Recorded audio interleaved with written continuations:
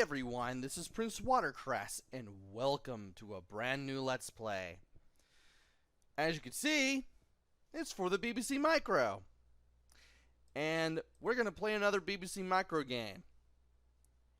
And there it is.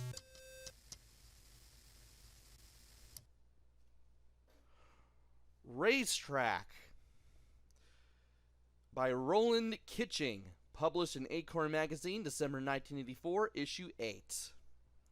Welcome to the Beeb Racetrack. You have been entered into a Grand Prix race in which you must attempt to complete 10 laps, each lap being more difficult than the last. So there is a goal to this after all. I completely forgot that there was 10 laps even when I did this for Try It Out Tuesday on Twitter. Your car is blue. I have two cars, a red one and a yellow one. Spoiler alert, they're both red. Your car will crash if it goes off the track or hits my car. My cars can't crash. A lap must be completed before the fuel runs out or your car will explode. Thanks, Roland. If you complete a lap, the score is increased by the amount of fuel left. A bonus of 100 points is awarded for beating my yellow car around the lap. To start the race or a lap, press S. Use Z to go left, X to go right, colon to go up, backslash to go down. The colon key is replaced with the apostrophe / quotations key if you're using an American keyboard like I am. Spacebar accelerates your car. Spoiler alert, it does nothing. Escape will return you to this page. Press space to race. And from here, we have this track. And I am not a big fan of this track. Simply because some of these areas are more narrow than others. And it also gets to the point that even completing one lap of this game is a nightmare. I wish I was kidding.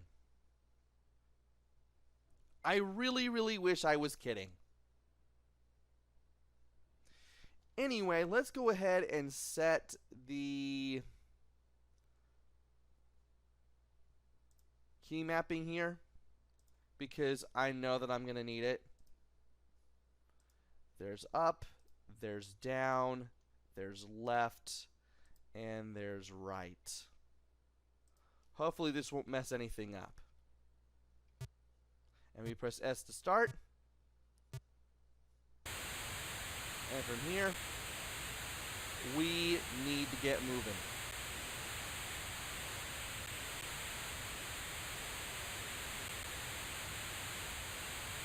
This is going to be the hardest part. How did I do that on the first try? And now there's a red wall there. I need to make sure not to hit the red wall.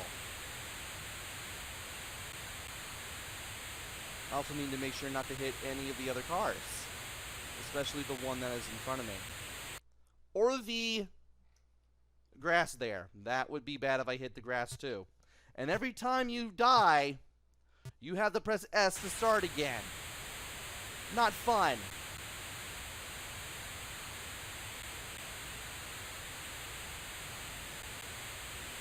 And I'm really concentrating right now just so I can do this. And I thought I made it. I didn't.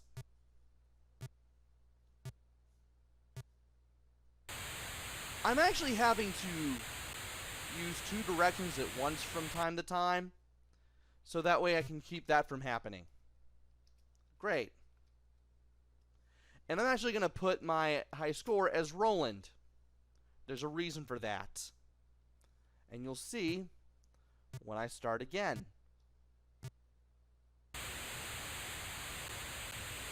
If you want lowercase letters in your name, you have to, I believe, turn caps lock on in order to get the lowercase letters, which is really weird. Maybe the game expects you to have caps lock on by default, but I doubt it. And you're probably wondering why I put in my name as Roland after the author.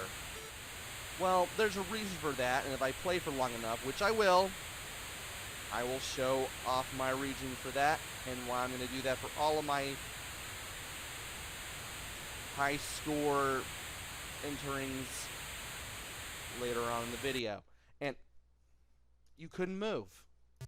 You couldn't move. I should have just waited. I should have just waited. And I thought I was past the corner.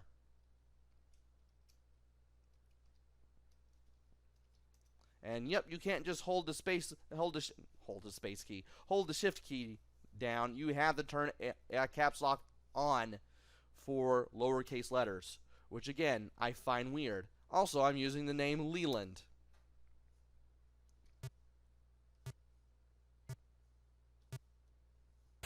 Oh look, my game still runs. I bet you can figure out the hint as to why I'm only putting in 6-letter words for the high score name. Every time I die 3 times.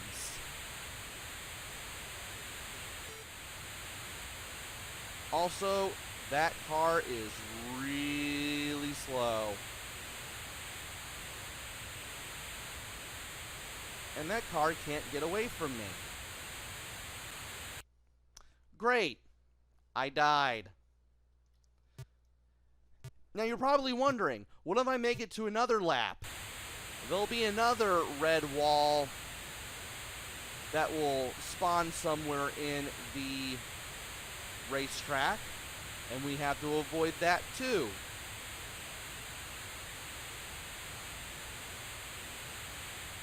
Like so, right there in the lower right-hand corner. Now, the enemy cars can go through it. I cannot. Just like I can't go through the grass. I'm tempted to play for 20 minutes, but I don't want to do that.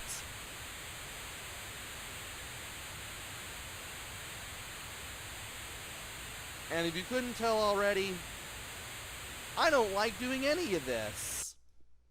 Simply because I'm afraid I'm going to crash into another car or do anything else. And I might as well put in my real name. And then see what happens. Oh look, I had 2 laps. And if I go from here, because there was a high score name that had more than 6 letters in it, whenever I start the game crashes. And I had to press the brake key to get that to stop. Fun. So, this is supposed to be a 10-lap game. This is supposed to be a 10-lap race. But this is the hardest 10-lap race in existence. I believe I've only gotten... Let me check my notes here. I believe I've only gotten 4 laps from ever getting as far as I could in this game. I know that on the 3rd lap you get a big wide rectangle right after the first rectangle that you see, the first red rectangle. And that's on the 3rd lap. On the 4th lap, you have this thin red line that acts as a wall that you have to watch out for shortly after you reach the starting line again. After that, I don't know what the rest of the obstacles are.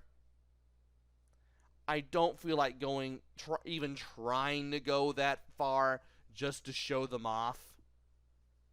And that's as far as I'm willing to play, just because of how awful this is. This game has not aged well.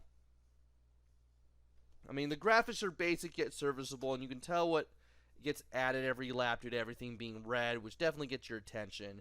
You get to hear the cards running, you get to hear the motor, you get to hear the crash. But trying to do even one lap is a chore. It felt harder than it should have been, and I made it look easier than it actually was. The fact that you have only 3 lives that you can't regain at any point, as far as I can tell, that really does not matter much. If it was just an oval track, I would have gotten it. I would have liked it. But instead, you have all these twists and turns, some more narrows than others, and some more wider than others. And the whole time, I'm afraid I'm going to crash into a car, if not the grass itself.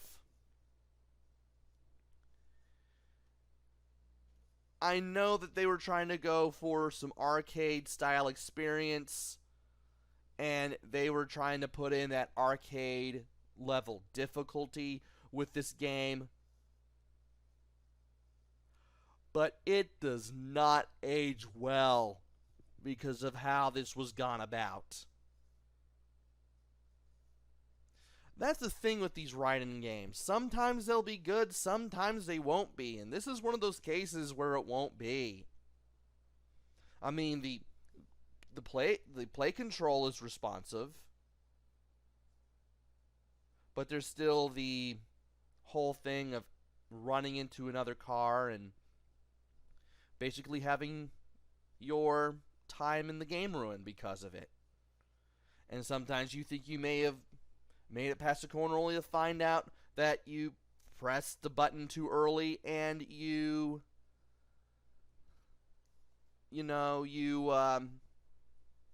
crashed right into a wall or into the grass. Again, not fun.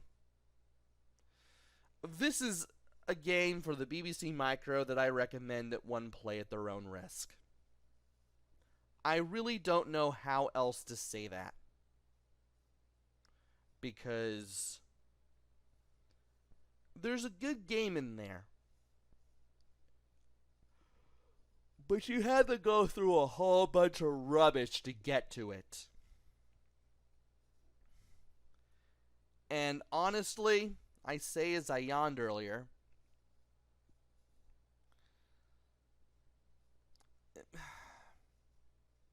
this game could have been better. This game could have been better. At least it was free. At least all the code for it was printed in a magazine.